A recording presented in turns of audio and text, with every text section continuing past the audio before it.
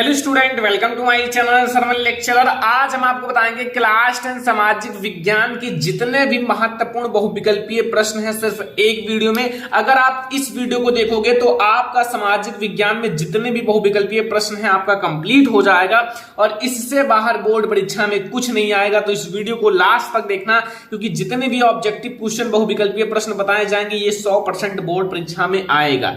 तो वीडियो को लाइक कर देना, अगर चैनल पर नहीं आया तो सब्सक्राइब भी कर लेना, ठीक है। पहला प्रश्न देखो, पहले ही चैप्टर से है, लिखा हुआ है राष्ट्रवाद का प्रारंभ जिस देश से हुआ है। मतलब जो राष्ट्रवाद है उसका प्रारंभ किस देश से हुआ है। ऑप्शन नंबर का हमारे पास है जर्मनी, खा है इटली, गा है आपका फ्रांस, घा है इंग्लैंड। देखो जो राष्ट्रवाद है उसका प्रारंभ किस देश से हुआ है सभी स्टूडेंट को पता होगा, क्योंकि मैंने पहला चैप्टर ऑलरेडी पढ़ा रखा है, ठीक है। तो राष्ट्रवाद का प्रारंभ जो है वो किस देश से हुआ, फ्रांस से हुआ है। किस देश से, फ्रांस से। याद रखना, क्योंकि सारे क्वेश्चन जो हैं बहुत ही ज्यादा इंपॉर्टेंट है। इसमें जितने क्वेश्चन है वो बहुत ज्यादा इंपॉर्टेंट है, वही क्वेश्चन मैंने सिलेक्ट किया है, इसलिए आप लोग पूरा क्वेश्चन नोट कर लेना, याद कर लेना, ठीक है। चलो अब हम लोग देखते हैं सेकंड नंबर क्वेश्चन, जो बोर्ड एग्जाम के लिए बहुत ही ज्यादा इंपॉर्टेंट है। दूसरा क्वेश्चन है कि जर्मनी का एकीकरण का श्रेय इनमें से किसे दिया जाता है। तो जर्मनी का जो एकीकरण का श्रेय है इनमें से किसे दिया जाता है। ऑप्शन नंबर का है ऑटो वन बिस्मार्क को, का है काइजर विलियम प्रथम को, एंड गा है हमारे पास हिटलर को, एंड गा हमारे पास है मैथ्सनी को, ठीक है। तो इसमें से हमारा राइट आंसर क्या होगा, आई होप कि आप लोगों को पता होगा, क्योंकि मैंने आप लोगों को जर्मनी का एकीकरण और इटली का एकीकरण दोनों को पढ़ा रखा है, ठीक है। तो जर्मनी का जो एकीकरण हुआ था उनका मतलब एकीकरण का श्रेय इनमें से किसे दिया जाता है, तो वो है ऑटो वन बिस्मार्क, ठीक है। कहीं कहीं केवल बिस्मार्क भी लिखा रहता है, तो आप लोग याद रखना, ओके। अगला क्वेश्चन देखते हैं। अगला क्वेश्चन हमारा, इटली का एकीकरण किसके नेतृत्व में किया गया। जो इटली का एकीकरण हुआ है वो किसके नेतृत्व में किया गया। का है ज्यूसेppe गैरिबाल्डी, खा है ऑटो वन बिस्मार्क, गा है नेपोलियन, एंड घा है विलियम प्रथम। तो यहां आप लोगों को इसका राइट आंसर पता होगा, क्योंकि बहुत ही ज्यादा इंपॉर्टेंट ये सारे क्वेश्चंस हैं जो मैं आप लोगों को बता रहा हूं। तो इसका राइट आंसर क्या होगा, इसका राइट आंसर होगा ज्यूसेppe गैरिबाल्डी या फिर गैरिबाल्डी, याद रखना, ठीक है। ये आप लोगों के लिए बहुत ज्यादा इंपॉर्टेंट क्वेश्चन है, तो ये सारा क्वेश्चन आप लोगों को याद रखना है, ठीक है। देखो हमारा क्वेश्चन नंबर 4 है, जो कि आप लोगों का है कि महात्मा गांधी दक्षिण अफ्रीका से वापस कब लौटे। जो महात्मा गांधी जी हैं वो दक्षिण अफ्रीका से वापस कब लौटे। ऑप्शन नंबर का हमारे पास है 1914 ईस्वी, खा है 1915 ईस्वी, एंड गा है हमारे पास 1918 ईस्वी, एंड गा है 1919 ईस्वी। तो महात्मा गांधी जो है वो दक्षिण अफ्रीका से वापस कब लौटे, तो इसका राइट आंसर क्या होगा, इसका राइट आंसर है 1915 ईस्वी में। कब लौटे हैं, 1915 ईस्वी में। सभी को पता चल गया इस क्वेश्चन का आंसर, ठीक है। तो ये सारा क्वेश्चन आप लोगों को याद होना चाहिए, क्योंकि ये सारे बहुत ज्यादा इंपॉर्टेंट है। अगर आपको बोर्ड एग्जाम में 90% लाना है, सामाजिक विज्ञान में 90% 95% लाना है, तो फिर आप लोगों को मेहनत करना होगा। जितना मैं आप लोगों को पढ़ा रहा हूं वो सारा याद करो, लिखो, याद करो, नोट बनाओ, तभी आप लोग अच्छे मार्क्स लाओगे बोर्ड एग्जाम में, ठीक है। तो चलो हम लोग देखते हैं क्वेश्चन नंबर 5। क्वेश्चन नंबर 5 आप लोग देखो, क्वेश्चन नंबर 5 में क्या पूछ रहा है कि करो या मरो का नारा किसका था, या फिर करो या मरो का नारा किसने दिया था। आई होप कि आप लोगों को पता होगा। ऑप्शन नंबर का है सुभाष चंद्र बोस, खा है भगत सिंह, गा है चंद्रशेखर आजाद, घा है महात्मा गांधी। तो करो या मरो का नारा किसका था, आई होप कि आप लोगों को पता होगा। तो करो या मरो का नारा किसका था, महात्मा गांधी जी का। किसका था, महात्मा गांधी जी का। याद रखना, बहुत ही ज्यादा इंपॉर्टेंट ये सारे क्वेश्चन हैं बोर्ड एग्जाम के लिए। तो क्वेश्चन नंबर 5 भी आप लोगों को पता चल गया, बहुत ही ज्यादा इंपॉर्टेंट है। अब आते हैं क्वेश्चन नंबर 6 पर। देखो क्वेश्चन नंबर 6 में आप लोगों से पूछ रहा है कि महामंडी का प्रारंभ या फिर प्रारंभ किस वर्ष हुआ। जो महामंडी है उसका प्रारंभ किस वर्ष हुआ था। ऑप्शन नंबर का है 1919 में, खा है 1924 में, गा है 1929 में, घा है 1934 में, ठीक है।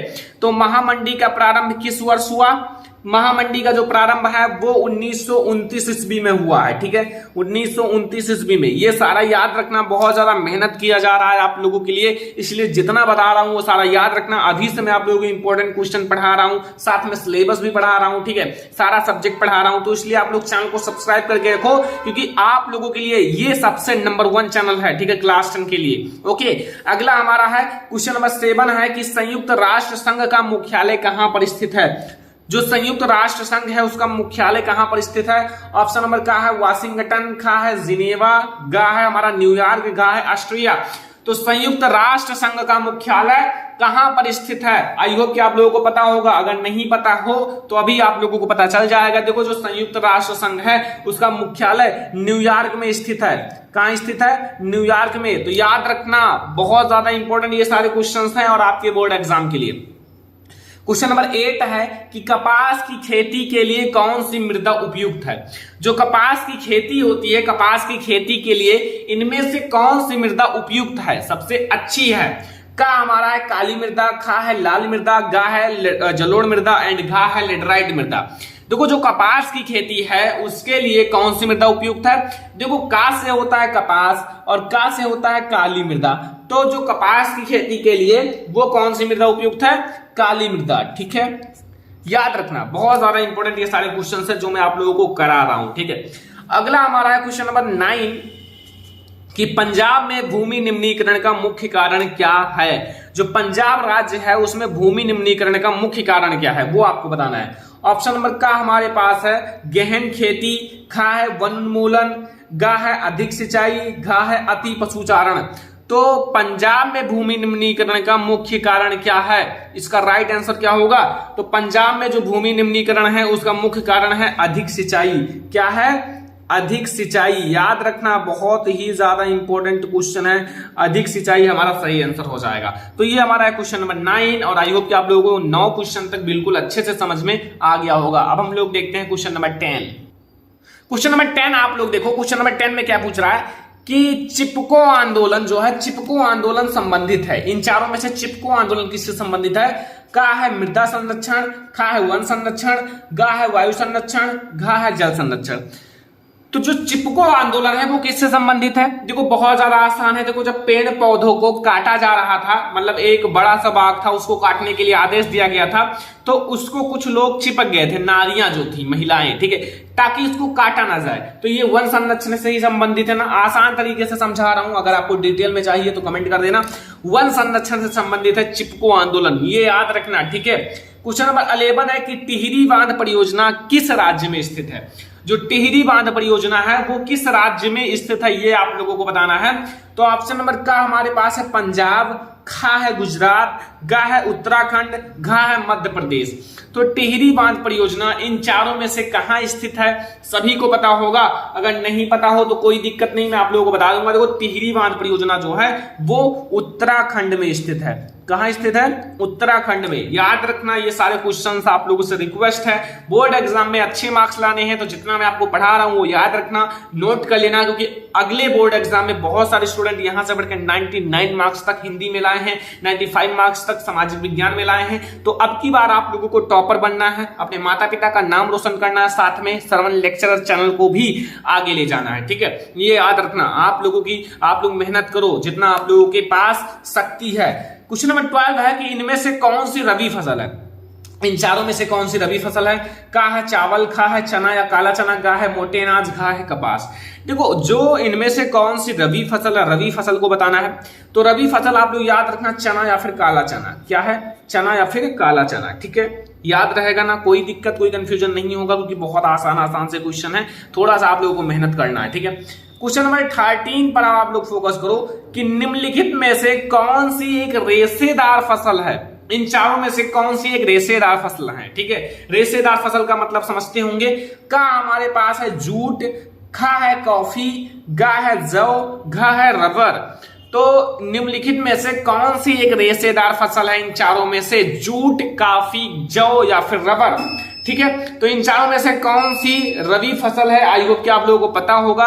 तो यहां जो जूट है, जूट ये हमारी रबी फसल है। ठीक है, जूट क्या है? एक रबी फसल है, याद रखना, बहुत ज्यादा इंपॉर्टेंट है।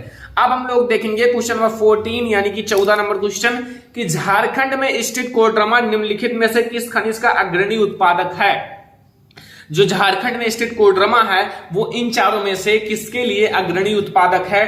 का है बॉक्साइट का, खा है अर्वरक का, गा है लौह अयस्क का, घा है तांबा का। तो झारखंड में स्थित जो कोडरमा है वो इन चारों में से किसके लिए अग्रणी उत्पादक है? वो है हमारा अर्वरक का। किसका? अर्वरक का। तो ये याद रखना, बहुत ज्यादा इंपॉर्टेंट क्वेश्चन है आप लोगों के बोर्ड एग्जाम के लिए, तो ये आप लोग याद रखना। ये हमारा क्वेश्चन नंबर 14 यानी कि 14 नंबर क्वेश्चन। अब हम लोग देखेंगे क्वेश्चन नंबर 15। ठीक है, क्वेश्चन नंबर 15 पर आप लोग फोकस करो कि निम्नलिखित में से कौन सा परिवहन साधन भारत में प्रमुख साधन है? निम्नलिखित में से कौन सा परिवहन साधन जो भारत में प्रमुख माना जाता है? का है पाइपलाइन, खा है रेल परिवहन, गा है सड़क परिवहन, खा है वायु परिवहन। देखो आप लोग ही अपने माइंड से बताओ, क्या पाइपलाइन ज्यादा उचित है? नहीं, क्योंकि भाई पाइपलाइन से तो हमने सफर किया नहीं। रेल परिवहन से मैंने किया है, लेकिन सबसे ज्यादा बताया गया, सबसे ज्यादा प्रमुख रेल परिवहन से आप डेली नहीं कर सकते हो। वायु परिवहन से मैंने अभी तक ज्यादा किया नहीं है। अब बताओ सबसे ज्यादा उचित क्या है? सड़क परिवहन। क्यों? क्योंकि सड़क परिवहन एक ऐसा परिवहन है जिसके द्वारा सभी लोगों का काम होता है। ठीक है, किसी चीज को लाना है, किसी चीज को ले जाना है, तो फिर सड़क परिवहन का ही उपयोग किया जाता है। और सड़क परिवहन कहीं पर भी बनाया जा सकता है, उबड़ खाबड़ स्थानों पर कहीं पर भी। ठीक है, ये याद रखना। क्वेश्चन नंबर 16 है कि निम्नलिखित में से किसमें महिलाओं के लिए आरक्षण सुनिश्चित है? इन चारों में से किसमें महिलाओं के लिए आरक्षण सुनिश्चित है? का है विधानसभा में, खा है लोकसभा में, गा है राज्यसभा में, गा है पंचायती राज संस्थाओं में। तो इन चारों में से किसमें महिलाओं के लिए आरक्षण सुनिश्चित है? तो इसमें हमारा जो है वो है पंचायती राज संस्थाओं में। किसमें? पंचायती राज संस्थाओं में। याद रखना, बहुत ज्यादा इंपॉर्टेंट क्वेश्चन है, मतलब ये सारा क्वेश्चन याद रखना है, ये आप लोग याद रखना। ठीक है, क्वेश्चन नंबर 17 है यानी कि 17 नंबर क्वेश्चन। निम्नलिखित में से कौन सा संघीय राज्य नहीं है? इन चारों में से कौन सा संघीय राज्य नहीं है? ठीक है, संघीय राज्य। तो आपके पास ऑप्शन नंबर का है मणिपुर। मणिपुर आपका एक संघीय राज्य है। ठीक है, हिमाचल प्रदेश ये भी है, अरुणाचल प्रदेश ये भी है। दिल्ली एक शहर है, ना कि एक राज्य है। तो दिल्ली जो है वो हमारा एक संघीय राज्य नहीं है। याद रखोगे ना, कोई दिक्कत तो नहीं है। तो यहां से ये सारा क्वेश्चन तो क्लियर ही हो रहा है आप लोगों का। क्वेश्चन नंबर 18 पर आप लोग फोकस कर लो अच्छे से। देखो क्वेश्चन नंबर 18 में पूछ रहा है कि धर्म ही सामाजिक समुदाय का काम करता है। धर्म ही सामाजिक समुदाय का कार्य करता है, यह मान्यता किस पर आधारित है? का है धर्म पर, खा है संप्रदाय पर, गा है हमारा समुदाय पर, एंड गा है सांप्रदायिकता पर। तो इस क्वेश्चन का आंसर बहुत सारे स्टूडेंट को नहीं पता होगा, क्योंकि थोड़ा सा अलग है, नागरिक शास्त्र का है। लेकिन धर्म ही सामाजिक समुदाय का काम है, और यह मान्यता किस पर? देखो धर्म इसमें आ गया तो धर्म देखो सेम नहीं हो सकता, संप्रदाय नहीं है। ठीक है, मेन है आपका क्या इसमें समुदाय भी नहीं है। ठीक है, सांप्रदायिकता है, क्योंकि ये सारे से रिलेट हैं। ठीक है, ये इसलिए इंपॉर्टेंट है। तो ये हमारा सांप्रदायिकता सही है, ऑप्शन है, यानी कि ऑप्शन नंबर घ हमारा राइट आंसर है क्वेश्चन नंबर 18 का। तो अब हम लोग देखेंगे क्वेश्चन नंबर 19। ठीक है, अब हम लोग देखेंगे क्वेश्चन नंबर 19। ठीक है, क्वेश्चन नंबर 19 है कि नर्मदा बचाओ आंदोलन किससे संबंधित है? जो नर्मदा बचाओ आंदोलन है वो किससे संबंधित है? का है सतलुज बांध, खा है हीराकुंड बांध, गा है नागार्जुन बांध, एंड घा हमारे पास है सरदार सरोवर बांध। तो इसमें से हमारा राइट आंसर क्या होगा? मतलब पूछ रहा है कि नर्मदा बचाओ आंदोलन किससे संबंधित है इन चारों में से? सतलुज बांध, हीराकुंड बांध, या फिर नागार्जुन बांध, या सरदार सरोवर बांध। तो सतलुज बांध जो है वो सरदार सरोवर बांध से मतलब संबंधित है, रिलेट है। ठीक है, तो ये भी क्वेश्चन आप लोगों को याद हो गया। सारा क्वेश्चन बहुत आसान लग रहा होगा, क्योंकि मैं आप लोगों को बहुत आसान तरीके से बताता हूं। ठीक है, मेहनत करके। क्वेश्चन नंबर 20 है कि मानव अधिकार दिवस कब मनाया जाता है? इतना अच्छे से कोई आपको ऑप्शन लिखकर नहीं बताएगा। ठीक है, जैसा मैं आपको बता रहा हूं। देखो मानव अधिकार दिवस कब मनाया जाता है?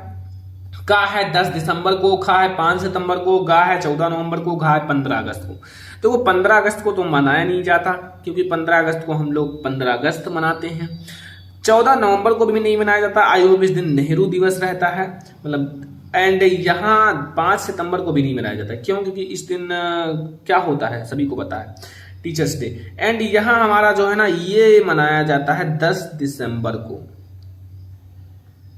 क्या मनाया जाता है? 10 दिसंबर को हमारा मानव अधिकार दिवस मनाया जाता है। ठीक है, क्वेश्चन नंबर 21 देखो कि निम्नलिखित में से किसे औसत आय भी कहते हैं। इन चारों में से किसे औसत आय भी कहा जाता है। ऑप्शन नंबर का हमारे पास है कुल आय, खा है राष्ट्रीय आय, गा है प्रति व्यक्ति आय, घा है ये सही। तो निम्नलिखित में से किसे औसत आय भी कहते हैं। इन चारों में से किसे औसत आय भी कहते हैं। देखो औसत आय का मतलब है एक एक व्यक्तियों का आय, और एक एक व्यक्तियों का मतलब प्रति मतलब एक व्यक्ति मतलब व्यक्ति आय मतलब आय, यानी कि प्रति व्यक्ति आय का मतलब ही औसत आय ही होता है। ठीक है, प्रति व्यक्ति आय का मतलब औसत आय। औसत आय का मतलब जैसे हमारी जो मतलब मान लो 100 लोग हैं, 100 जनसंख्या है, ठीक है, और 1000 मान लो आय है, ठीक है, 1000 आय है, 1000, तो एक एक व्यक्तियों का आय 10 रुपया होगा। ठीक है, ऐसे ही प्रति व्यक्ति आय औसत आय दोनों एक ही है। ओके, समझ में आ गया, कोई दिक्कत नहीं है। अब हम लोग देखेंगे क्वेश्चन नंबर 22, लिखा हुआ निम्नलिखित में से किस राज्य की प्रति व्यक्ति आय सर्वाधिक है। इन चारों में से किस राज्य की प्रति व्यक्ति आय सबसे ज्यादा है। ठीक है, ऑप्शन नंबर का है हरियाणा, ऑप्शन नंबर का जो है वो हरियाणा है, खा है बिहार, गा है राजस्थान, घा है मेघालय। तो इन चारों में से किस राज्य की सबसे अधिक औसत आय है, ठीक है, या प्रति व्यक्ति आय है, दोनों एक ही है। तो अगर इसका राइट आंसर बताया जाए तो वो है हरियाणा। ठीक है, हरियाणा, तो याद रखना हरियाणा बहुत ज्यादा इंपॉर्टेंट है इसके लिए। तो यहां से आपका सारा क्वेश्चन क्लियर हो रहा है। आई होप कि आप लोग नोट भी कर रहे होंगे साथ में, या फिर आप लोग बाद में भी नोट कर सकते हो, पहले समझ लो। ठीक है, निम्नलिखित में से किसे प्रच्छन्न रोजगार के नाम से भी जाना जाता है, मतलब प्रच्छन्न रोजगार के नाम से भी जाना जाता है, या फिर प्रच्छन्न रोजगार का दूसरा नाम क्या है ये भी कह सकते हो। अति रोजगार, खा है नियमित रोजगार, गा है अनियमित रोजगार, एंड घा हमारा है अल्प रोजगार। देखो जो हमारा प्रच्छन्न रोजगार है उसे हम लोग एक दूसरा नाम अल्प रोजगार के नाम से भी जानते हैं। देखो ये भी इंपॉर्टेंट है आपके बोर्ड एग्जाम के लिए। ठीक है, तो यहां से हमारा 23 नंबर क्वेश्चन तक कंप्लीट हो गया है। अब हम लोग देखेंगे 24 नंबर क्वेश्चन, जो बोर्ड एग्जाम के लिए बहुत ज्यादा इंपॉर्टेंट है। तो 24 नंबर क्वेश्चन आप लोग फोकस करो, क्या लिखा हुआ है। लिखा हुआ एक वस्तु का अधिकांशतः प्राकृतिक प्रक्रिया से उत्पादन कहा जाता है, मतलब प्राकृतिक प्रक्रियाओं के द्वारा जिसका ज्यादा से ज्यादा उत्पादन होता है वो हमारा प्राथमिक कहलाता है, या द्वितीयक कहलाता है, या तृतीयक कहलाता है, या इनमें से कोई नहीं, अभी सूचना प्रौद्योगिकी कहलाता है। देखो जो हमारा ज्यादा से ज्यादा प्राकृतिक के द्वारा कराया जाता है, उत्पादन होता है, वो हमारा प्राथमिक कहलाता है। प्रा से प्राथमिक और प्रा से प्राकृतिक। ठीक है, ये थोड़ा सा आप ट्रिक याद रखना।